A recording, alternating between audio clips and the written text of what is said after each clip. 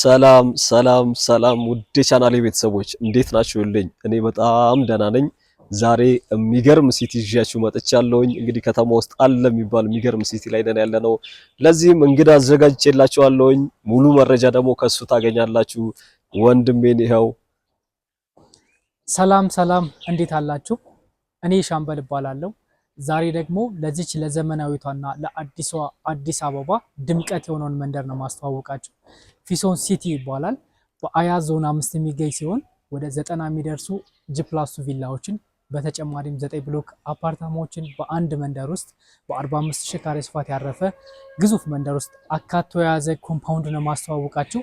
ስለዚህ በዚህ ቪዲዮ የዚህን ግቢ እያንዳንዱን ቤቶችን በደንብ አሰሰን የምናይ ይሆናል። አብራችሁን ቆዩ። እንግዲህ በመመልከት ላይ የምንገኘው ባለ 340 ካሬው የዘመናዊ ጂ+2 ቪላን ነው እየተመለከታችሁ የምትገኙት። ያው ከግሪን ኤሪያው ነው የጀመርነው። ወደ ውስጥ ደግሞ ገብተን ሙሉን ዲቴል እንመለከታለን። ያው ዙሪያው እንደምትመለከቱት ተመሳሳይ አይነት ቤቶች በጣም የሚያማምሩ ናቸው። ውስጡም እጅግ በጣም ጥንቅቅ ተደርጎ የተሰራ ነው። እንግዲህ እንደዚህ አይነት ቤቶች መግዛት ጠቀሜታ እጅግ በጣም ብዙ ነው። እንደምታውቁት አንድም ለፊኒሽንግ ተብሎ የሚወጣ ኮስት አይኖርም።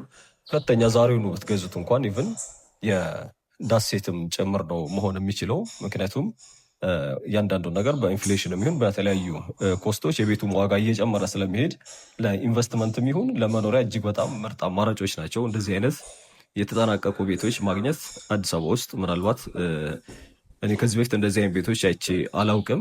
ምናልባት እናንተም የመግዛት አማራጮች ወይም ደግሞ ሀሳቦች እንደዚሁም ደግሞ ኢንቨስት ለማድረግም ምናልባት ፍላጎት ያላችሁ ቤተሰቦች ካላችሁ እንደነዚህ አይነት ቤቶችን ታሳቢ ማድረግ ይጠበቅባቸዋል። ቤቶቹ እጅግ በጣም የሚያማምሩ ናቸው። ሎኬሽኑ በጣም የሚገርም ነው። ሰሚት ማለት እንግዲህ ሰሚት እንደምታውቁት ከቅርብ ዓመታት ወደዚህ እጅግ በጣም በከፍተኛ ሁኔታ ቶሎ ከተጠናቀቁ ወይም ደግሞ ቶሎ ካደጉ ሰፈሮች ውስጥ አንዱ ሰሚት የሚያክል ሰፈር የለም። እንግዲህ እነዚህ ባለ 340 ካሬዎቹ ዘመናዊ ቪላዎች ምን ምን አካተዋል የሚለውን ደግሞ የተወሰነ ዝርዝር እነግራቸዋለሁ። አንደኛው 7 ባዝሩም፣ ሁለተኛ ደግሞ 6 ቤድሩም አለው። ከዛ ባሻገር 2 ኪችን ሞደርን እና እንደዚሁም ደግሞ ክሎዝድ ነው። ሌላው ደግሞ 2 ሳሎን፣ ከዛ ባሻገር ደግሞ ናቹራል ላይት በእያንዳንዱ ቤቶች ማለት ነው። በእርግጥ ለየት የሚያደርገው አንዱም እያንዳንዱ ቤት ናቹራል ላይት ያገኛል፣ እያንዳንዱ ክፍል ማለት ነው። በርካታ ደግሞ ባልኮኒዎችም አሉ በየፍሎሩ። ከዛ ባሻገር ደግሞ ቅድምም እንደተነሳንበት አካባቢ እንዳያችሁትም አረንጓዴ ስፍራዎች በየቤቱ ይገኛሉ። እነዚህኞቹ ደግሞ ያው ለየት የሚያደርጋቸው 4 መኪና ማቆም የሚያስችል በቂ ስፍራ ያላቸው ናቸው ቤቶቹ ማለት ነው። ከዛ ባሻገር ደግሞ ላውንደሪ ሩምም እንደዚሁ የያዙ ናቸው። በረንዳው እንደምትመለከቱት ወደ ውጭ ወጣ ብላችሁ እንግዲህ አየርም ልውሰድ ብትሉ ወደ በረንዳ ወጣችሁ እንደዚህ የምትጎበኙበት ነው። ምናልባት እያያችሁት ከሆነ እንግዲህ ውስጥ ለውስጥ ያለው መንገድ እንደምትመለከቱት እጅግ በጣም የሚገርም ነው። ኢቭን የመንገድ ዳር የኤሌክትሪክ ፖሉ ኤሌክትሪክ ባሻገር ኢቭን በሶላር ጭምር የሚሰራ ነው። በጣም ዩኒኮች ናቸው። እንግዲህ ከዚህ በፊት ምናልባትም ሚዲያ ላይ አይታችሁ ሊሆን ይችላል። ክብርት ከንቲባ አዳነች አቤቤና ልኡካን ቡድናቸው እዚህ መጥተው ሲጎበኘው ነበር፣ ጉብኝት ሲያደርጉ ነበር። ቤቶቹም እጅግ በጣም ቶሎ ነው የተጠናቀቁት። በጣም ጥራታቸውን የጠበቁ ናቸው። እንግዲህ ለእንደዚህ አይነት አማራጮች ደግሞ ያው ስክሪን ላይ ያለው ስልክ የሻምበል ነው። ሻምበልን ነው ኮንታክት የምታደርጉት። እሱ በእንደዚህ አይነት እንትኖች ልምድ ያለውም እንደዚሁም ደግሞ ጎበዝ የሚባል አይነት ኮንሰልታንት ነው። እሱን አናግሩት። ቤቶቹ ግን እንደምትመለከቷቸው እንግዲህ ዞር ዞር እያለን እየተመለከትን ያለ ነው። እንግዲህ ከዛ ባሻገር እነዚህ ቤቶች ከጥቅሞቹ አንዱ ውሃ እንኳን ተቋረጠ ውሃ መጣች ሄደች የሚባል ነገር አይኖርም። 2 የከርሰ ምድር ውሃ ኦልሬዲ የተገጠመላቸው ናቸው እነዚህ የምትመለከቷቸው ቤቶች። ሌላው እንግዲህ 24 ሰዓት የደህንነት ካሜራ ሲሲቲቪ ካሜራዎች ተገጥሞላቸዋል። እንግዲህ ገዢዎች ምናልባት በኋላ ላይ ዞር ዞር ስል የተወሰኑ ቦታዎች አስመለክታቸዋለኝ። እየኖሩ ነው የገዙ ሰዎች። እንግዲህ በቅርብ እንትን የተጠናቀቀው ይሄ ሲቲ የፊሶን ሲቲ ማለት ነው።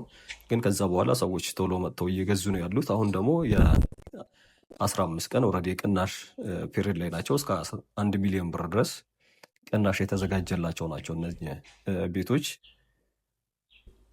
ያው ለማንኛውም አይነት መረጃ ምክር የሚሆን እንደዚሁም ደግሞ ምናልባት እኔ በደንብ እንደዚህ አይነት እንትኑ ላይ እውቀቱ ስለሌለኝ ሻምበልን ኮንታክት ብታደርጉት ደግሞ በርካታ መረጃዎች ከጠቀሜታው አንጻር በደንብ ይነግራችኋል። እንግዲህ ስክሪን ላይ ያለው ስልክ የሻምበል ነው። ቤቶቹ እንደምትመለከቷቸው ኦልሬዲ ያለቁ ሙሉ ለሙሉ ጥንቅቅ ተደርገው ተሰርተው ባለቤቶችን ብቻ የሚጠብቁ አይነት ቤቶች ናቸው።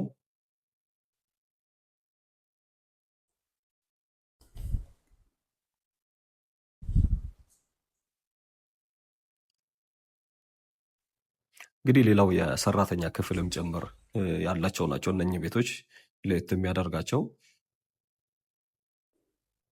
ቤቶቹ እጅግ በጣም በቂ የሚባሉ እያንዳንዱ ክላስ በጥንቃቄና በጥናት የሚሰሩ አይነት ቤቶች ናቸው። እነዚህ አይነት ኢንቨስትመንታቸው እንደሚታወቃል የሆነ ሲቲ ሲገነባ የፍላጎቱ አለና ምናልባት ይሄ 340 ካሬው ነው። በኋላ ደግሞ በተመሳሳይ የ190 ካሬው እንመለከተዋለን። ከዚህ ከወጣም በኋላ የምናየው እሱን ይሆናል። እንግዲህ እነኚህ ቤቶች ግን እንደምታያቸው ሙሉ ለሙሉ እንግዲህ እየተዟዟርን ያለ ነው። ሰው ነው እንጂ የሌለው የገባ ቤቱ ሙሉ ለሙሉ ኦልሬዲ አልቋል። ምናልባት እናንተን እየጠበቁ ያሉ ቤቶች ናቸው እነኚህ ቤቶች።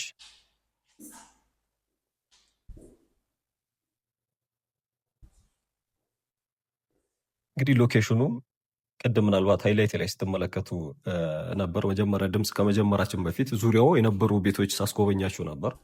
እጅግ በጣም ጥንቅቅ ተደርጎ የተሰሩ ወይም ደግሞ በርካታ ሰው ያለበት ነው። ምናልባት ከተማ ተገነባ ሲባል ዙሪያው ሰው የሌለ እንዳይመስላችሁ።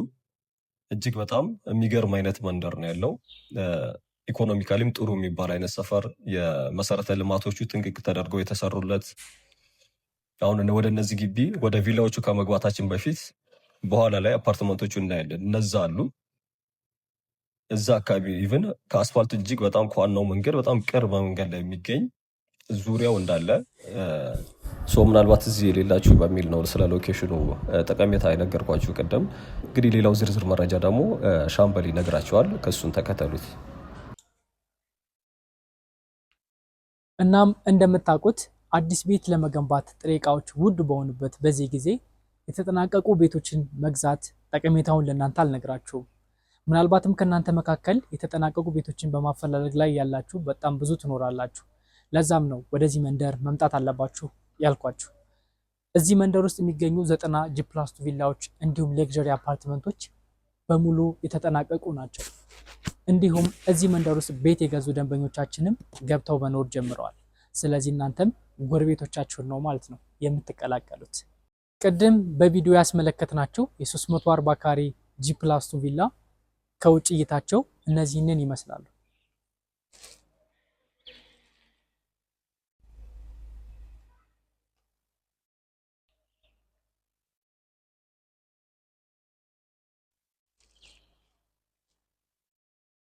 ከዚህ በተጨማሪ ደግሞ በካሬ መለስ የሚል ሌክዠሪ ጂ+2 ቪላ አሁንም አለን። የሱም ቪዲዮ አሁንም ማሳያችሁ ይሆናል። አሁን ደግሞ ማሳያችሁ 190 ካሬ ላይ ያረፈ ጂ+2 ቪላ ይሆናል ማለት ነው። ስለዚህ አብራችሁን ቆዩ። እንግዲህ በተመሳሳይ ባለ 190 ካሬ ዘመናዊ ቪላውም እንደምትመለከቱት ከግሪን ኤሪያ ጀምረን እስኪ ደግሞ በበረንዳ አድርገን እንገባለን ወደ ውስጥ። እነዚህም 100% የተጠናቀቁ ናቸው። ያው ፊሶን ያልተጠናቀቀ አይነት ቤቶችን ኦልሬዲ ለገበያ አያቀርብም እና 100% አጠናቆ ነው ወደ ገበያ የሚያቀርበው። እንደዚህ አይነት ቤቶች ጠቀሜታቸው እጅግ በጣም ብዙ ነው። አንድም የምትጠብቁት ሰዓት አይኖርም። ሁለተኛ ቅድምም እንዳነሳሁላችሁ የፊኒሽንግ ኮስት ተብሎ የሚወጡ ሌሎች አይነት አዘር ኮስቶች አይኖሩባችሁም። ከዛ ባሻገር ደግሞ ዛሬውኑ ገዝታችሁ ዛሬውኑ መግባት የምትችሉበት ነው። ልኑርበት ብላችሁ አማራጭ እንኳን እንትን ብትሉ ማለት ነው። ኃይል አከራዩን ብትሉ ደግሞ ገዝታችሁ እያከራያችሁ፣ ካልሆነም ደግሞ ኢቨን እያከራያችሁም እንደዚሁም አሴት መያዝም አንድ ነገር ነው። ቫሊዩ በየሰዓቱ እየጨመረ ስለሚሄድ ማለት ነው። እንደምታውቁት የኢትዮጵያ ብር በየሰዓቱ ተወሰነ ግሽበቶች ይኖራሉ። ስለዚህ ካሽ እንኳን ቢኖራችሁ በቀጥታ ወደ አሴት መያዝ ትልቅ ሽግግር ነው የሚሆነው። ይሄ ቤት የዛሬ ዓመት የሚኖረው ዋጋና ዛሬ ላይ ኢቭን ከወራት በኋላ የሚኖረው ዋጋና ዛሬ ላይ ያለው ዋጋ በምንም ተአምር ተመሳሳይ ሊሆን አይችልም። አንድም ያለቀ ስለሆነ ማለት ነው። ሁለተኛ በየሰዓቱ ምናልባት ሌሎች አይነት ኮስቶች አያስወጧችሁም።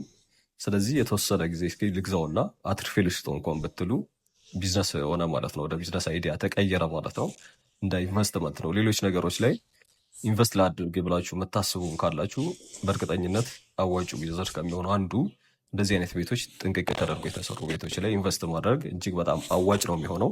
እንግዲህ እነዚህ ባለ 190 ካሬዎቹ ቤቶች ነው እንግዲህ ዞር ዞር እያልን በየፍሎሩ እያየን የምንገኘው ክላሶቹን። ያው ይሄኛው 5 ቤድሩም ነው ያለው፣ 6 ባዝሩም አለው፣ 2 ኪችን አለው። ከዛ ባሻገር ደግሞ 2 መኪና የሚያቆም ስፍራ አለው ማለት ነው። እንግዲህ ቅድም ያነሳናቸው እነዚህ ኮመን የሆኑት ቲቪ ካሜራዎች ምናምን የደህንነት ካሜራዎች ምንም በየቤቱ ያሉ ስለሆኑ ምንም የሚያጠያይቅ አይደለም። የከርሰ ምድር ውሃም ቅድም እንዳለው ነው። በርካታ ነገሮች አካቶ የያዙ ናቸው። መኖር ወይም ኢንቨስት ማድረግ ነው የፊሶን ላይ እዚህ አይነት ቤቶች ላይ ኢንቨስት ወይም ደግሞ ልግዛ ብላችሁ ሀሳብ ሲኖራችሁ ወይም ደግሞ ለመግዛት ስትወስኑ ቤቶቹ ሙሉ ለሙሉ ያለቁ እንደመሆናቸው መጠን ኢቭን ባትገቡበትና እንደዚሁ ራሱ ቢቀመጥ ኢቭን ባታከራዩት እንኳን ዋጋው እየጨመረ ነው የሚሄደው። እንደዚህ አይነት ቤቶች በየሰዓቱ ያው የንብረት ዋጋዎች በየሰዓቱ እየጨመሩ ስለሚሄዱ ማለት ነው። ዛሬ ሱቅ እንኳን የምንገዛው ትንሽ እቃዎች ዛሬ የገዛንበት ዋጋ ነገ ተመልሰን ስንሄድ ጨምሮ ነው የምናገኛቸው። እንግዲህ ይህን ደግሞ 15 ቀናትን የቅናሽ ወቅት ላይ ስለሆኑ ሻምበልን ደግሞ ብታወሩት ሙሉ የሆነ ዝርዝር መረጃ ይሰጣቸዋል።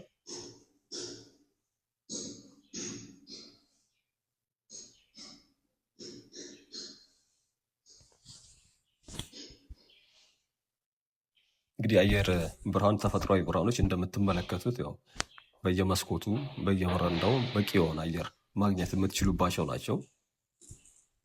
ከተፈጥሯዊ ብርሃን የተሰወሩ ወይም ደግሞ የተሸሸጉ አይነት ቤቶች አይደሉም። እንግዲህ ሰሚት 72 ሌላ የሚገርም አይነት ፕሮጀክት ነው ያገኙት ማለት ነው። የሚገርም አይነት መንደር ወይም ደግሞ ሲቲ አግኝተዋል። እንግዲህ ቀጣዩ ሌሎች መረጃዎች ደግሞ የሚነግራችሁ ያው ወንድሜ ሻምበል ነው። ወደሱ ደግሞ እናመራለን። እዚህ ግቢ መጣችሁማ በዚህ ብቻ አናቆምም። እንደምታያቸው ከጀርባ ያሉ ሌክዠሪ አፓርትመንቶችም አሉን። እነዚህ አፓርትመንቶች 9 ብሎክ ሲሆኑ G+11 ናቸው። ከታች 3 ቤዝመንት ለመኪና ማቆሚያ ፐርፐዝ የሚውል ሲኖራቸው ከላይ 12ኛው ላይ ደግሞ ቴራዝ አላቸው ማለት ነው። በእያንዳንዱ ህንፃ ውስጥ 2 ሊፍት የገጠምን ሲሆን አሁን ላይ ርክክብ ላይ ናቸው ያሉት። ስለዚህ ከስቱዲዮ ጀምሮ እስከ ባለ 3 መኝታ ድረስ የምታገኙ ሲሆን የነሱን ቪዲዮ ደግሞ አብረን እናያለን። መልካም ቆይታ።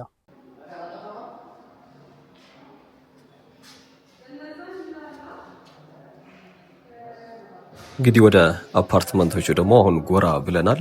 ቅድም ቪላዎች ነበር የተመለከትነው። አሁን ወደ አፓርትመንት እያየ ነው ያለ ነው። ባለ 3 መኝታ አፓርትመንቱ ነው። እጅግ በጣም ነው የሚገርመው። ይሄ ራሱ በጣም ጥንቅቅ ተደርገው የተሰሩ አይነት ቤቶች ናቸው። እንግዲህ አፓርትመንት ከሆነ ምናልባት ፍላጎታችሁ ደግሞ 44 ካሬ ስቱዲዮ አላቸው። ከዛ ባሻገር 54 ካሬ ባለ 1 መኝታ፣ 87 ካሬ ደግሞ ባለ 2 መኝታ፣ እንደዚሁም ደግሞ 142 ካሬ ደግሞ ባለ 3 መኝታ የምትመለከቱት ማለት ነው። እጅግ በጣም የሚገራርሙ አይነት ቤቶች ናቸው ያሏቸው። እነዚህም እንደምትመለከቷቸው 100% የተጠናቀቁ ናቸው። ቀጥታ መጥታችሁ የምትገቡበት ማለት ነው፣ ወይ ደግሞ ገዝታችሁ የምታከራዩበት፣ ካልሆነም ደግሞ እንደ ኢንቨስት የምታደርጉባቸው አይነት ጥንቅቅ ተደርገው የተሰሩ በጣም የሚገራርሙ አይነት ቤቶች ናቸው። እንግዲህ በእያንዳንዱ አፓርታማ ስር እዚህም በተመሳሳይ 2 ሊፍቶች ተገጥመውለታል። 2 የጋራ ደግሞ ቴራዝ አላቸው። ምናልባት እስኪ አዲስ አበባን ቁልቁል እንመልከት ብትሉ ምናልባት ወይ ምሽት አካባቢ ተወሰነ ሪፍሬሽ ለማድረግ የጋራ የሆኑ 2 የቴራሶች አሉ። ከዛ ባሻገር ደግሞ 2 የከርሰ ምድር ውሃ የተገጠመለት ነው። አንዳንድ ቦታውን የሚያስቸግሩ የውሃ መጣ ሄደ የሚባሉ አይነት በተለይ ደግሞ የጋራ መኖሪያ ቤቶች አካባቢ እንደዚህ አይነት እንትኖች ይገጥማሉ። ይሄ እዚህ አይታሰብም።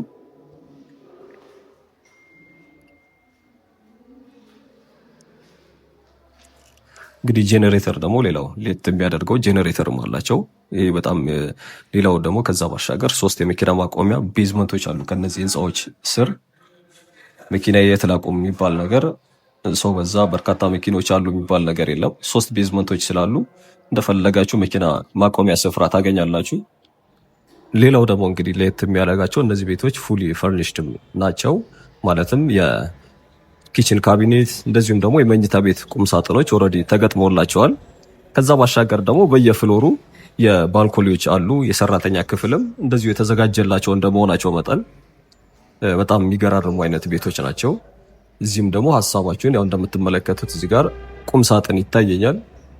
ልክ እንደዚህ ማለት ነው።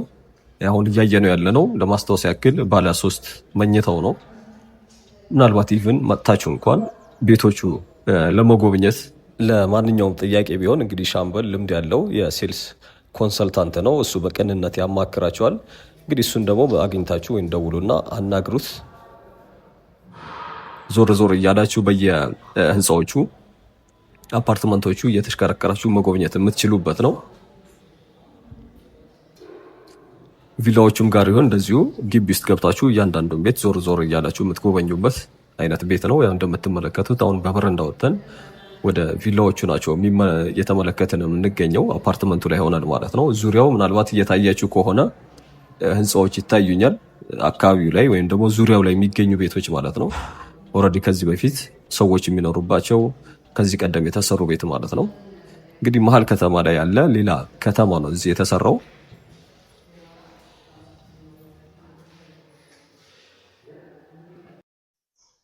ስለዚህ ለማስታወስ ያክል እዚህ በፊሶም መንደር ውስጥ መታችሁ የምታገኟቸው አማራጮች በቪላ አማራጭ በ340 ካሬ ያረፈ ጂፕላስቱ ቪላ እንዲሁም 190 ካሬ ጂፕላስቱ ቪላ ሲኖርን በአፓርትመንት አማራጭ ደግሞ ከስቱዲዮ ጀምሮ እስከ ባለ 3 መኝታ ድረስ 100% የተጠናቀቁ ቤቶች ዝግጁ ነው እየጠበቋችሁ ነው ማለት ነው። ስለዚህ ቤቶቹን ለመጎብኘት እንዲሁም ለማንኛውም ዝርዝር መረጃ ከታች ማስቀምጠላችሁ ስልክ ቁጥር የሻምበል እያላችሁ መደወል ይቻላል። እናመሰግናለን።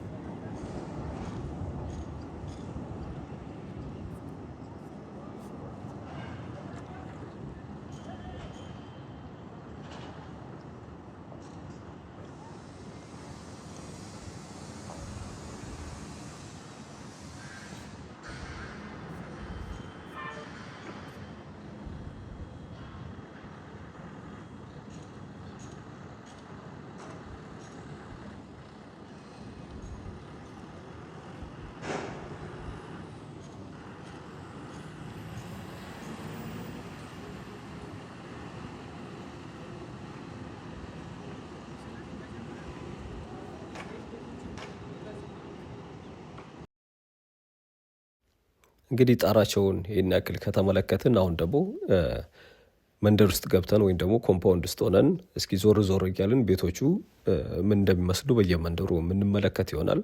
ቤቶቹ እጅግ በጣም ነው የሚያማምሩት። ኦልሬዲ ገብተው የሚኖሩ ሰዎች አሉ። ቅድም እንዳልኳቸው ኦልሬዲ ውሾች ሲጮሁ ስለሰማሁኝ ማለት ነው። ሰውም ሲገቡ ሲወጡ እየተመለከትኩኝ ነበር። እንግዲህ የውስጥ ለውስጥ መንገዱ እንደምታዩት ይሄንን ነው የሚመስለው። ቅድምም ስላችሁ እንደነበረው የውስጥ ለውስጥ መንገዶች ላይቶቹ ይኸውን በቀኝ በኩል እንደምትመለከቱት ማለት ነው በሶላር ጭምር የሚሰሩ ናቸው።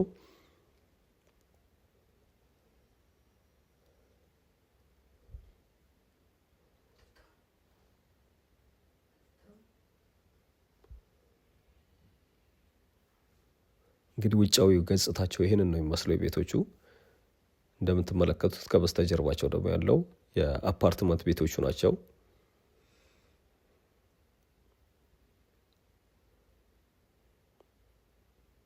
ለመኖር ደግሞ በጣም ፍጹም ሰላማዊ ናቸው። እንደምትመለከቱት ጸጥ ያለ ነው አካባቢው። የሚረብሽ አይነት እንደዚህ አይነት ድምፅ አትሰሙም።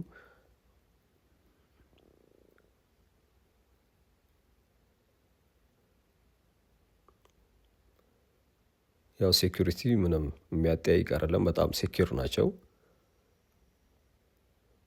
መሰረተ ልማትም እንደዚሁ የተሟላላቸው ናቸው። አካባቢው ሰፈሩም ጭምር ማለት ነው። ይሄ ፕሮጀክቱ ብቻ ሳይሆን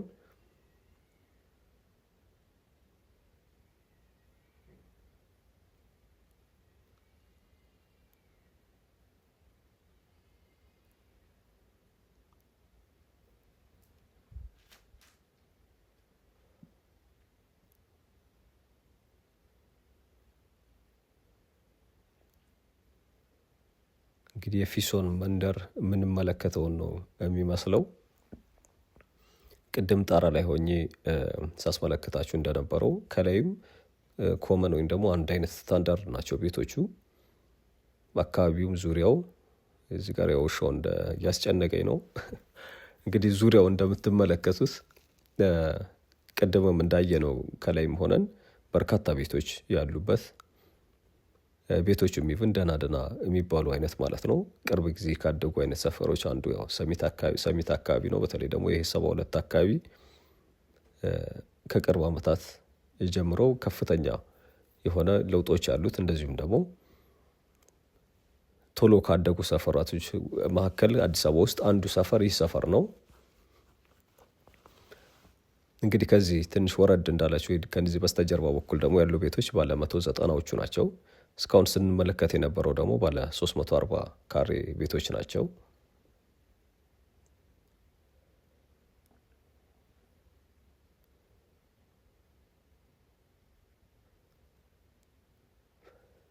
ከዚህ ወጥቼ ደግሞ የውጫዊ አፓርትመንት ቤቶቹ ምን እንደሚመስሉ የተወሰነ ማስመለከታችሁ ይሆናል።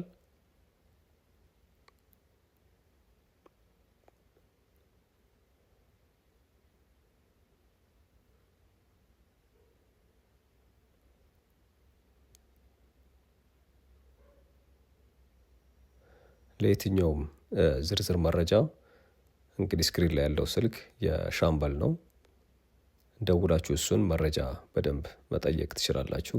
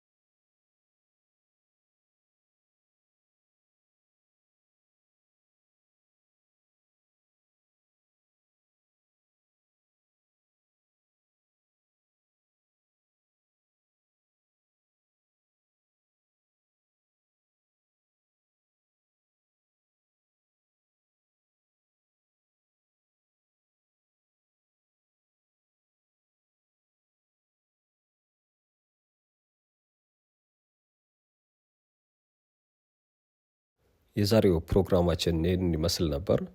እስካሁን አብራችሁኝ ስለነበራችሁ አመሰግናለሁ። ቻው